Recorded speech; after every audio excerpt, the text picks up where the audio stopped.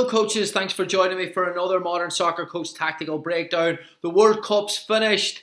What can we take away from it as coaches? What were the tactical trends? And more importantly, how do they impact youth game and our coaching for the next generation? We're going to talk about that with Matt Ford today. If you enjoy this episode, please join us December 28th. We're going to go through Argentina versus France, one of the greatest World Cup finals ever. We're going to break it down. We're also going to look at tactical analysis processes. Coaches, analysts, you're welcome to join us December 28th, 2 p.m. Eastern, 7 p.m. UK time. Link is below to register. Okay, World Cup trends. Let's go. Goal locations. And when you put this together, the first question I wanted to ask you is, why? Like, there seems to be a change here in round 2 and round 1 in terms of what's, especially in that central area. Like, I suppose, like, what do you read from this, and what do you take from, if you're delivering this to coaches, as some things we should be looking at? Yeah, I think the first round one was really interesting, just from the standpoint no goals were scored from outside the box, and I think that was probably the one that jumps out to me straight away. Not only that was just the amount of cross button, and I'm sure we'll come to the assist piece later on, but amount of goals scored from crosses and the amount of headers that were scored. There were things that for me jumped out. I think for many may have been common to see, but for me did jump out a little bit compared to what I've expected through club football or maybe tournaments in the past here. And then, and as you can see there from the second round, the first goal of the second round from Iran was outside the box. And I've gone, well, there goes my theory about goals from outside the box. Again, it's short sample, right? I think the first round was obviously 16 games, as was the second. And the fun bit is, through the course of this tournament, has been accumulating all of these together. And I know the full tournament map is on there too a little later on, but it's been interesting to go from from round to round or stage to stage. Has anything changed? And I think, especially as we go through the stages, a bit more of urgency or risk taking has to come with teams needing wins or needing points. So that may now lead to more shots from outside the box and more chances being scored from outside the box as well. So the first round, a little bit more cagey, defending units and lines a little bit tighter. So the chances outside the box may have been a little bit less, whereas now we see the goals being scored from inside. I think, again, turning it back from a coaching standpoint, again, the one theme across all of this is the amount of one-touch finishes versus two-touch and three-touch. And I'm guilty of this. I'm sure I'd imagine many others are as well, that when working on finishing, again, this is probably a knock on myself, but a lot of times it's unopposed, just trying to work on that technical piece. But also it's either 2 or 3 touches. How much am I really working on that one touch finish? And it's something that I think I need to emphasize a little bit more. And some coaches will be in that boat already, which is fantastic. But I know for myself, this was the main focus, was can I take things from this to develop my coaching piece and develop my coaching methodology?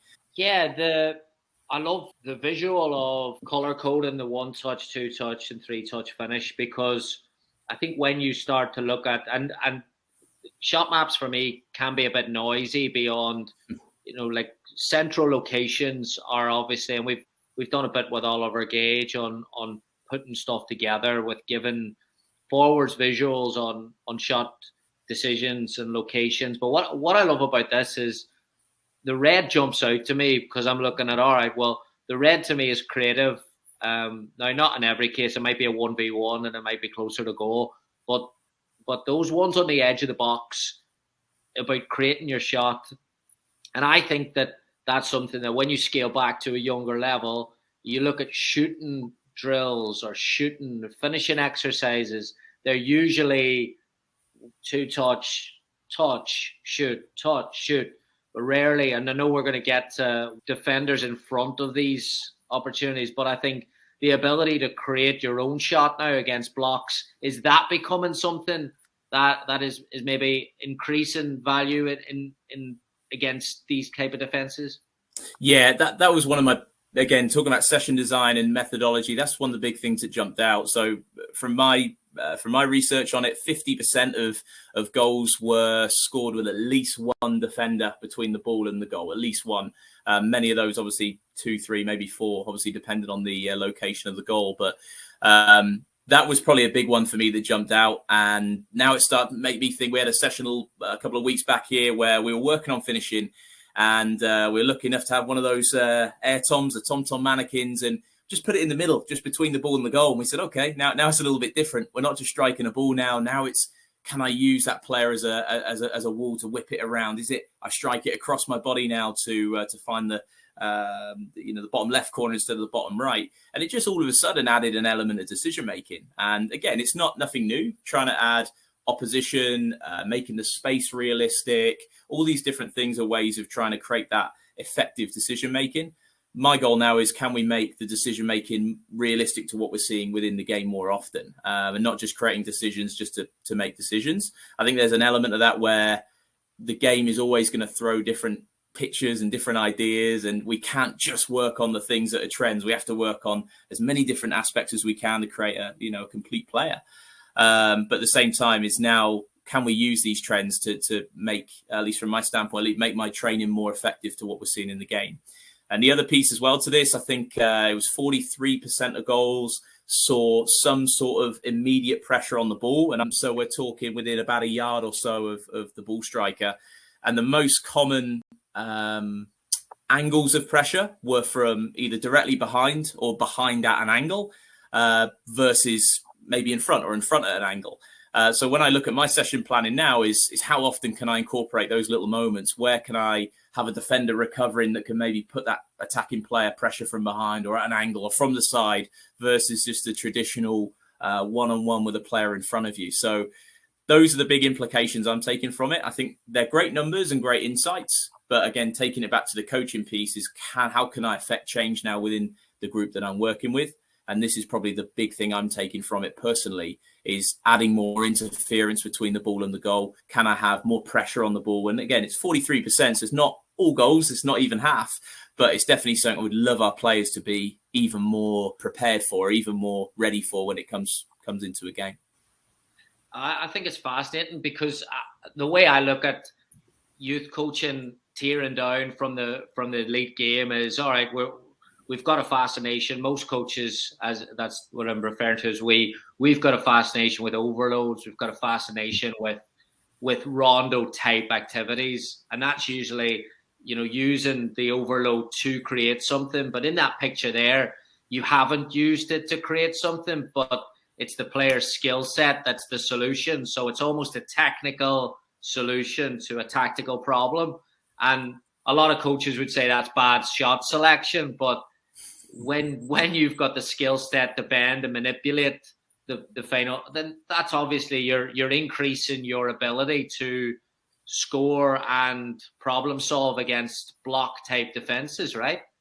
Yeah, I think that adaptability for an attacking player is incredible. And I think we can work on ball striking, but without any context to it and the different variety of shots. And, how many shots do we see nowadays that go in that aren't the best of connections, but they've got the craft to be able to find a space in the goal or to be able to bend it around the player, or even now playing through the legs of a defender is an art for me that still is one for me I haven't quite grasped. But that probably is the big one for me, is being able to create adaptable attacking players or adaptable players in general that can find ways to create something out of what may look like an unlikely scenario. And we always want to try and upgrade our chances of scoring a goal for sure. But if they can see that piece of the goal they're trying to hit, it's okay. It might not be laces through the ball. It might have to be with a little bit of bend outside the foot. The old futsal toe poke maybe as well. I mean, there's different ways of scoring goals. And I think I want to be very open to the fact there's so many different ways we can score without just working on one technique over and over and over. Can we create those situations that bring out those moments where we have to be a little bit adaptive? Hello, coaches. We'll take a quick break here. If you enjoy the tactical conversations and you enjoy the breakdowns that we've done of the World Cup and leading up to the World Cup, and you want to get a better look and a more in-depth look at how the process goes with sorting out clips, getting them together, breakdown, software, all that good stuff, Please join us December 28th. I'm going to be joined by Matt. We're going to go through the World Cup final, but I'm going to approach it from an analysis lens in terms of looking at it, setting it up, organising the clips, getting them together, presenting them. So if you're a coach and looking at a little bit more information on that there, please join us. Link is below, December 28th. If you can't make the live event, everyone who registers will get an emailed replay of the event directly to their inbox. December 28th, link is below. Hope to see you then. Thank you. All right, here's your special topic now. Set pieces. I mean, all right, I'm going to say, like, this is just the gear. I don't have numbers to back this up. It felt to me like this World Cup was less effective with set piece goals. Is that right or wrong? Bang on. Yeah, it's about half of 2018. 2018, it was it's about 44% in 2018. I will say a little asterisk next to that. I think Harry Kane scored half of those with penalties, but 44% in 2018. 2022 saw 24%. So I mean, a little under half of goals scored from set pieces, and in this World Cup, high majority was penalties again. So 17 from penalties, 12 from free kicks, and then 11 from corners.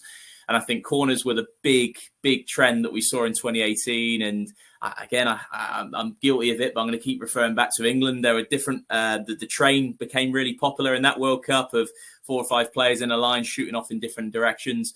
And there's some really interesting ideas coming out of that World Cup. This year, a little bit different. I said 24% of goals scored from set pieces. I think in general, we saw a bit of a shift in terms of different defensive setups. And I think this is where Netherlands really impressed me or kind of shown a different look that we haven't really maybe seen, or at least I haven't seen the world from set pieces so often. Very frequently, especially from a zonal defending standpoint, very common to see a couple of players, either 1 or 2 or sometimes 3, on the edge of the 6-yard box between the width of the goal. And those are kind of the key areas that typically we'll see teams set up zonally to defend. For anybody watching the graphic, obviously it's a little bit of a different scene for Netherlands. They use their goalkeeper essentially to be that central zonal player, which when you're 6'7" and up, I suppose you have that ability to do. And I think that's what they've used here, is kind of using the individuals they have to their advantage. So 2 zonal players, one defending not the front post, but kind of the front post zone between the edge of the 6 and the front post in line there, and then a player sitting right around the back post. And the back post player was the one that probably jumped out to me as the biggest surprise. Looking through an analysis of corner kicks in the MLS, it's a minute percentage using a back post player, or what I would call a soft back post player, which is just offered separation from the back post. It's an incredibly small percentage of teams that would use a back post player. So there's a couple of things that stood out from that zonal piece. And again, using the players you have to your advantage, having a 6'7" plus goalkeeper definitely gives you some different looks. But again, in terms of a zonal structure, just from looking at it from an X's and O's standpoint, you would look at it as a pretty fragile structure, but they were able to make up for it with the personnel that they had. Then within there, they've got some big players that are able to deal with win those individual duels. Nathan Ake, Virgil van Dijk, players that would man mark at that point. And then depending on the amount of attacking players they were having to deal with, would dictate the rest of their structure. So quite commonly, they would have 2 players on the edge of the box or just inside the 18 ready to defend the second phase if the ball came out, as well as a player that would be kind of close to the halfway line, ready for any counter-attacking moments. And that was probably the big one for me. That's been my focus over the last couple of months here, has been second phase moments. Obviously, we look at it from an attacking standpoint, but from a defending standpoint, is how can we win second phase moments? How can we regain the ball when it does go outside the box to give ourselves a chance to attack what is quite an unorganized defense in those moments, because attacking teams have their big centre-backs go up to win headers and their shape is a little distorted. So can we take advantage of those moments? And I think the way Netherlands did that by positioning players that could defend the first phase, but were in positions to hurt teams in the second phase as well. So they were my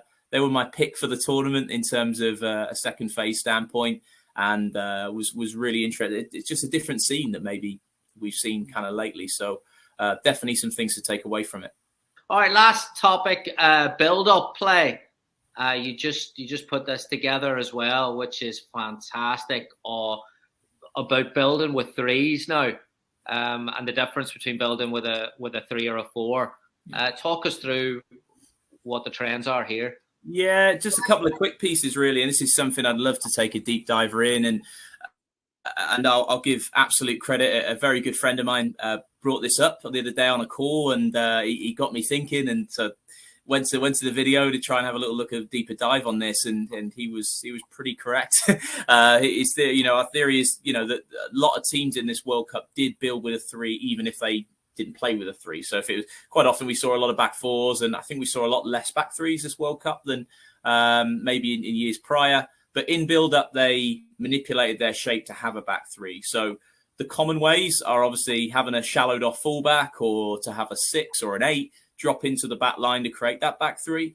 But I just grabbed a couple of different moments, either through England, France, Spain, Brazil, Argentina, just a couple of different ways that they built that. The first one, obviously, on the screen here is England with Kyle Walker. And again, this may come back to the 2018 World Cup, where they did play with a 3, and Walker being on the right side of that 3. Common to see him starting a little deeper, joining that kind of the 2 centre-backs of Stones and Maguire, and have him join as a back 3. I think the magic for me, though, kind of the common trend across all of these was, and again, it's nothing new, it's nothing we haven't seen before, but it's something we saw a lot of, is creating a back 3, but still trying to create at least a matchup or superiority in midfield. So always trying to make sure there are 3 players in midfield was a common thing that we saw, or sometimes 4. So I'm not just looking at the build-up structure of the 3, but it's now ahead of the ball. What does that look like as well? And again, going back to the England one first here, it's common to see Kyle Walker drop a little bit deeper to sit outside of Stones in this example. And then we would see Shaw as the left back would bomb on higher. And at times we see Jude Bellingham coming out into those wide areas. So those rotations to allow Shaw to get higher up the field. So you hopefully use his crossing abilities. And then the complementary piece is Walker dropping down on that right side. Now, the next piece of that as well is the right winger. So the ball's on the left side of the field. The right back is a lot deeper. So now we're trying to create space for our right winger to potentially have a one-on-one against the France left back. So just for me, the little additional piece is not just the build-up piece of the 3 and then the players are just immediately ahead, but higher up the field, what does that look like too?